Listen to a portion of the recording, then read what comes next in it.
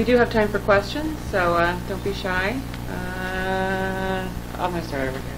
I'm not sure this is a totally It's arbitrary. question, but so I'm John Harrington from the Concurrent Mathematical Society. We do books, lots of books. But, Can you speak up so the back they can hear the question? So Yeah. John Harrington from the American Mathematical Society, and I'm sure this is a fair question. And clearly we're interested in math. And I'm just wondering about the representation of math in the environments that we are talking about. And I sit on the MathJack steering committee, so that's one way forward. But I just, math clearly is, you can do it the way you're talking about. But I'm just wondering about what your various approaches to math, where you have an approach, maybe, if you can hear that. So I'll repeat the question for everyone. How do we deal with math? Yeah, actually, that was much more succinct. So for the Vital Source platform, we are consistent across all of our platforms, the dozen or more different systems we support. MathML is a key piece of infrastructure that we support. We've supported it since 2004. With EPUB in specific, we do use MathJax across all the platforms. And we encourage all of our publishers that we work with to implement that. And we also do a lot of work to make sure that it's accessible. We have some built-in routines to create alt tags and English representations if they're not provided for the disabled communities as well. So. Yeah, math is definitely one of our biggest areas. My math lab, our My Lab platform for math is probably our largest platform we have.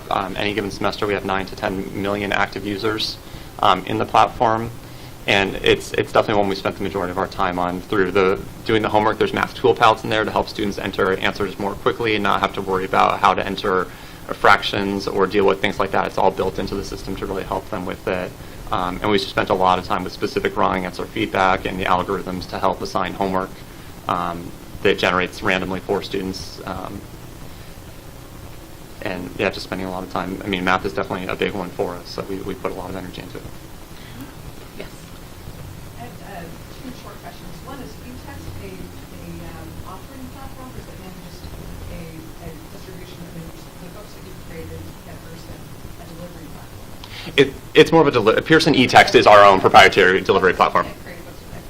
I was interested in the interactive ebook creation process, and it seems like from a publisher standpoint, we want to create interactive ebooks that will work in any learning management system. We don't want to be tagged to a learning management system. And so having a loose coupling with a learning management system where you can do most of the things, you can do pop quizzes within the book, and then sync with the learning management system, whoever the customer is using. And I was wondering what platforms, or what choices there are out there. I would steer you to standards. Use IMS LTI as your linkage, your loose linkage you talked about. And if you use standards such as LTI to tie these things together, you're going to be in a much better situation, much more flexible. LTI 1.1 in particular provides outcome results. LTI 2 provides a wide range of discoverability, but it lets you piece those systems together with flexibility, irrespective of the LMS, and really irrespective of the vendor providing the ebook as well, as long as they support the standard. So that would be my encouragement. And also it sounds like SCORM, SCORM is more of a packaging question rather than an interoperability question. You could use SCORM. You're going to tie yourself to other issues. LTI is going to be a little more flexible for you, and really is going to tie you to a packaging in particular. So. Is in the front? Can you talk a little bit about born digital textbooks, and rather than conversion of successful print experiences, and what's the timeline that someone can expect to develop for development? We've been trying that at Inkling. We launched Habitat very publicly in was it February, and as kind of an experiment, making it free to see what would come. And we have seen some successful development already. We've seen it take about 6 to 8 weeks to create something born digital, but obviously it varies. Those aren't textbooks, right? These are books about yoga or something, right, that somebody's developed. But they are also able to make it available on our store for sale, and so that's been interesting for some people. I think a good approach is, as he talked about, Born Digital takes a lot of similar methodologies to software development. Yeah. And if you think about it in terms of web design, it's a very similar process, and timelines and costs. It also depends on how rich you want the experience to be, and it's very similar in that sense to the development of any kind of print textbook. If you are looking to create a very rich experience for the student, then oftentimes that's going to take a little bit longer, and certain types of textbooks lend themselves to that a little bit better.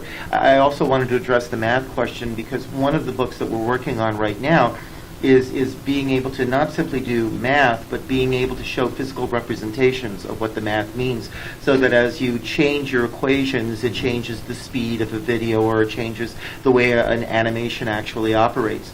And by doing that, you get away from the abstraction of the math, and you see it in a physical reality.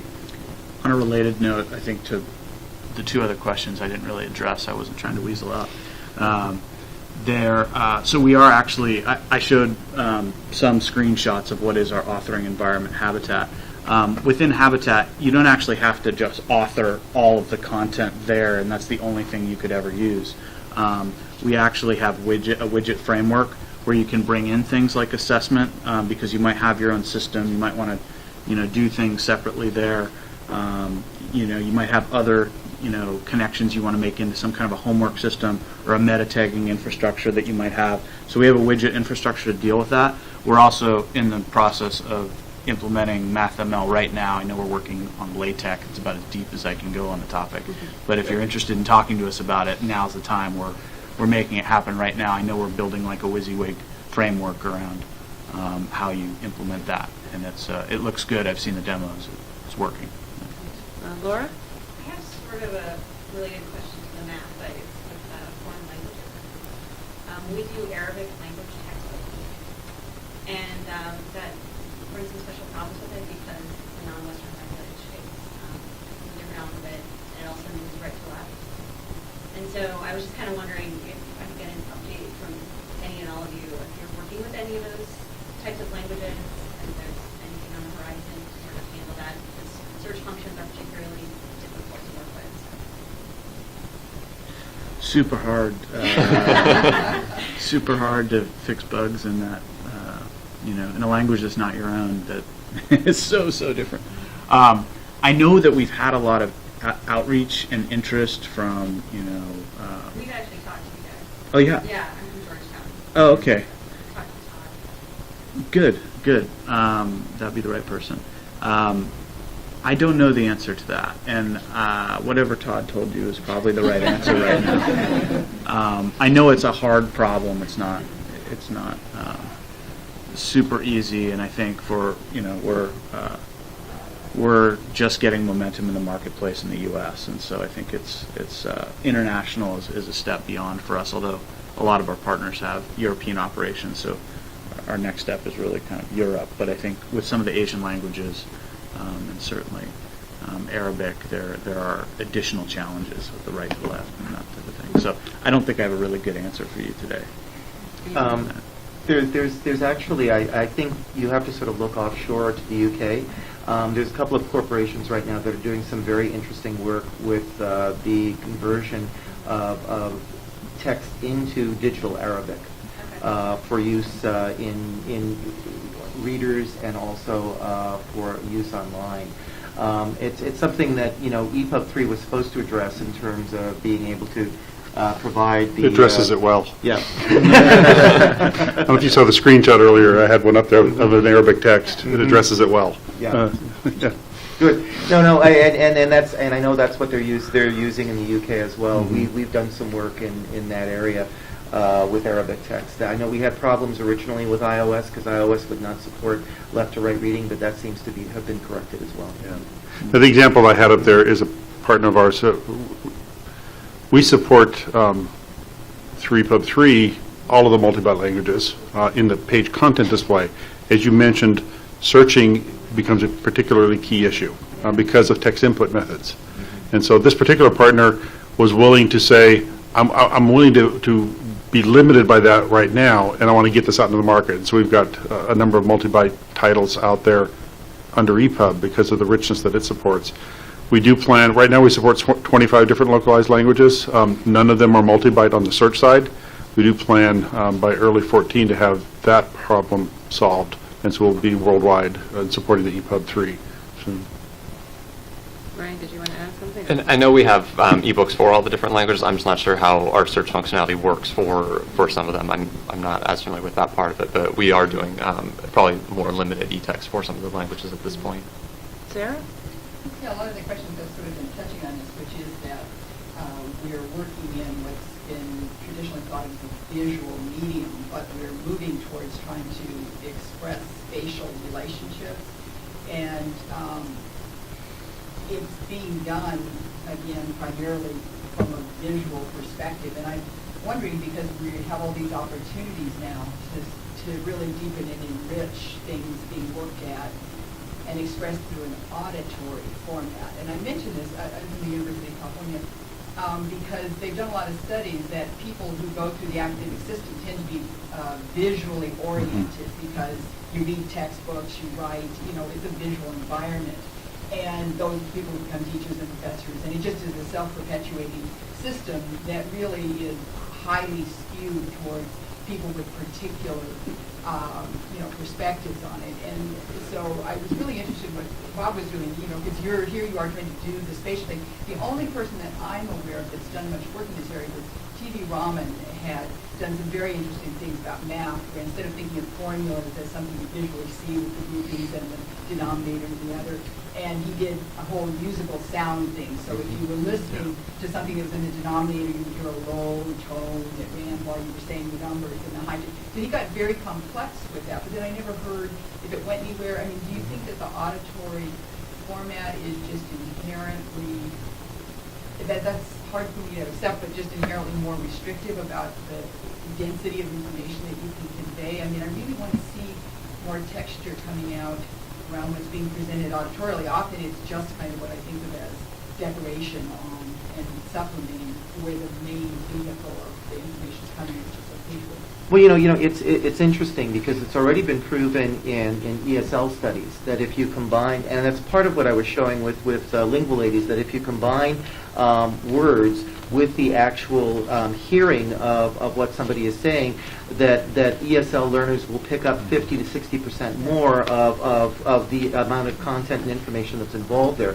And another partner company that we work with is a company here in San Francisco called Tertia, which is doing a lot of work right now in Japan and overseas markets where there's large ESL markets to combine auditory and visual learning in the same package. So yeah, I think that there's some really interesting opportunities there. We're already seeing that with kids' books in K to 12, where what you're doing is as the child is reading along, there can also be read-along books so that you hear the words, you see them, and they're visually being cued so that you can follow them while you're actually reading the text. And I think that's the potential for that. A, it's very easy to add into digital books, and B, it really does help the learning experience enormously. The great thing there is like with EPUB, there's a standard for that. EPUB has a thing called media overlays, which is billed as an accessibility feature, but it's one of those accessibility features that, like in yesterday's accessibility session, it was brought up that the most common use of closed captioning on a television is not for people who can't hear. It's for people who are trying to sleep in the bed while their partner wants to watch TV, and they can have the TV on and watch it, or in a bar where you want to see the subcat. It's these accessibility features that have utility across all of us. And multimodal learning, being able to see it and hear it and watch it, is a key part of EPUB and a key part of what we're committed to. But to have that for every text and everyone be able to use that is absolutely right in line with what you're talking about. Yeah. You had your hand up versus the purple, and then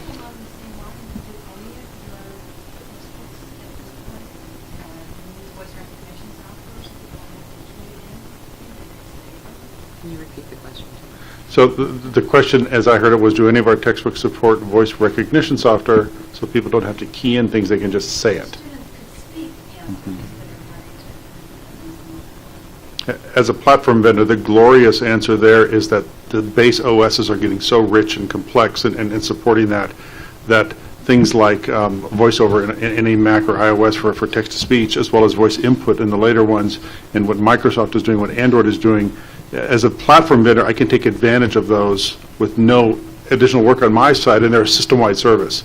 And so I can say yes to you, but it's nothing I've done. I'm taking advantage of where the whole industry, it's the classic case of a rising tide, raises all boats, and we're raising there along with everyone else, so it's great.